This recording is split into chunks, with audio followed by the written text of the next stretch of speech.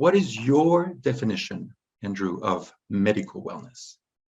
Well, I like the emphasis there on your definition, because I don't believe there is any correct definition out there right at the moment. And to try and answer that, let me just start with that concept of the word wellness, because even that is a struggle for many people to get a coherent definition to that.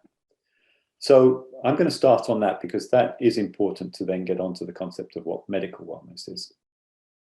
To me, we're all trying to achieve a kind of utopian state of well-being. We all want to be having a great quality life and a long life. And well-being is kind of an absence of stress, whether that's physical, mental, or spiritual. So wellness, to me, are all the different paths and journeys that we can take in order to reach a better state of well-being. And that manifests itself in the things that we eat, the type of way we live our life, the kind of stress that plays on us from work and from our domestic bonds, all of those kind of things. And so anything that works to help that is a wellness service. So what's medical wellness? Well, let's just look at the medical industry for a start. Medical industry actually hasn't really been involved in wellness at all. They focus on fixing an ailment. And let's give an analogy of that. So I dent my BMW car. What do? I take it to a garage. The garage fixes it. They don't do a checkup on the car. They don't check whether the fuel economy is good or whether the tire pressure is good, unless I specifically ask, can you do a checkup on them? And then they say, oh, that's not my job. You have to take that to the BMW specialist.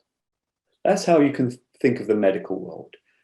A doctor comes and checks an ailment, and they want to solve that ailment in you. That's why we have so many different medical specialties in the medical world. Extreme example, I guess, would be a surgeon. The surgeon walks into a room, the body, not the person, the body is on the bed, all covered up except for the part they're working on. And that's the bit they focus on. They don't focus on anything else. They've got all the support mechanisms around them. And they work in silos. Often, for example, let's say you've got a cancer issue.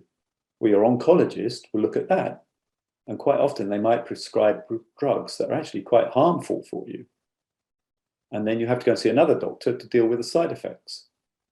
So I think the term medical wellness is really a crucial time where we are going through perhaps a paradigm shift in the medical industry. And let's think of it. So I kind of use that term as an industry term. Medical wellness is a strange term in itself, but I'm using it as an industry term to describe a shift from the focus of fixing that ailment to taking a more holistic review of the entire health of an individual. And I think that's what we look at it is medical wellness is a shift from cure to prevention in many terms. Absolutely. I don't think it's particularly perfect, that term. We use other terms, integrative health, complementary medicine, alternative medicine.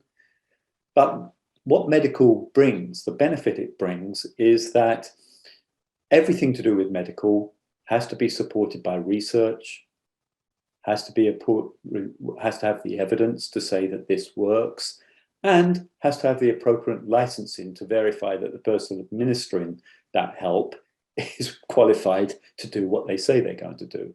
And of course, that breeds reliability in anything that's been certified as medical.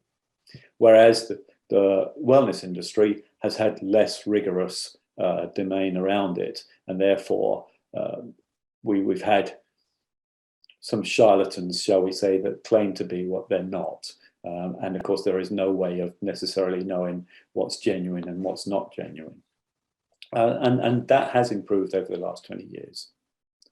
So I hope that helps explain that term for you.